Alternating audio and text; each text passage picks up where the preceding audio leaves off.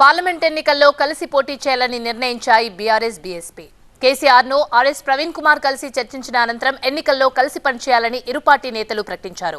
మాయావతితో మాట్లాడుతున్న కేసీఆర్ సీట్ల పంపకాలపై త్వరలో ప్రకటన చేస్తామన్నారు. ఎన్నికల వేళ తెలంగాణలో మరో పొత్తు పొడిచింది. హైదరాబాద్ నందీనగర్లో కేసీఆర్తో భేటీ అయ్యారు బీఎస్పీ తెలంగాణ అధ్యక్షుడు ఆర్ఎస్ ప్రవీణ్ కుమార్. భేటీలో బీఆర్ఎస్ నేతలు హరీష్ రావు, ప్రశాంత్, సుమన్, బీఎస్పీ ప్రతినిధులు పాల్గొన్నారు. నేతలంతా కూర్చొని చర్చించిన అనంతరం ఎన్నికల్లో కలిసి పనిచేయాలని ప్రకటించారు.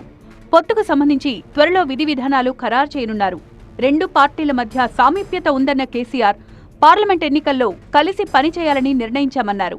సీట్ల పంపకాలపై త్వరలోనే క్లారిటీ వస్తుందని కేసీఆర్ స్పష్టం చేశారు.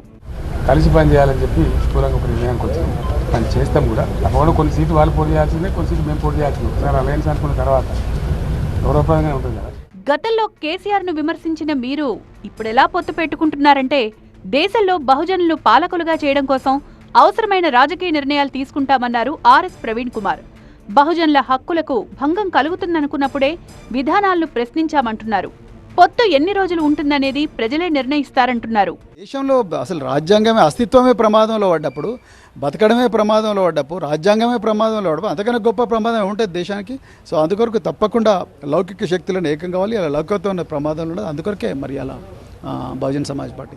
గతంలో తాము బీఆర్ఎస్ విధానాలు విమర్శించాము తప్ప వ్యక్తులను తప్పు పట్టలేదంటున్నారు ప్రవీణ్ కుమార్.